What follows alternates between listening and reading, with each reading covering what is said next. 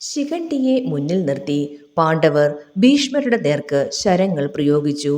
അർജുനൻ ഭീഷ്മരുടെ ശരീരത്തിൽ ഉടനീളം ശരങ്ങൾ കൊള്ളിച്ചു.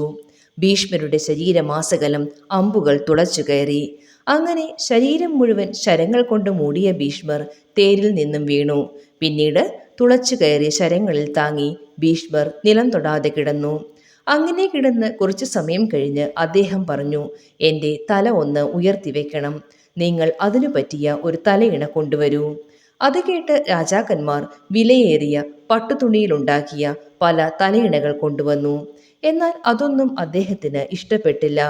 അദ്ദേഹം പറഞ്ഞു, ഇവയൊന്നും എൻ്റെ വീരശയ്യയ്ക്ക് ചേരുന്നതല്ല. പിന്നീട് അർജുനനോടായി പറഞ്ഞു, എൻ്റെ തല തൂങ്ങിക്കിടക്കുന്നു. ഈ ശരശയ്യയ്ക്ക് യോജിച്ച ഒരു തലയിണ കൊണ്ടുവരൂ. ഇത് കേട്ട അർജുനൻ ഭീഷ്മരുടെ അനുമതിയോടെ ഗാന്ധീവം എടുത്തുകുലച്ചു. മന്ത്രപുരസരം പാർത്തൻ വിട്ട 3 ശരങ്ങൾ ഭൂമിയിൽ വന്ന് തിരിഞ്ഞ് ഭീഷ്മരുടെ തലയെ ഉയർത്തി നിർത്തി. അങ്ങനെ ഭീഷ്മർ ആഗ്രഹിക്കുന്ന തരത്തിലുള്ള ഒരു തലയിണ അർജുനൻ കൊടുത്തു.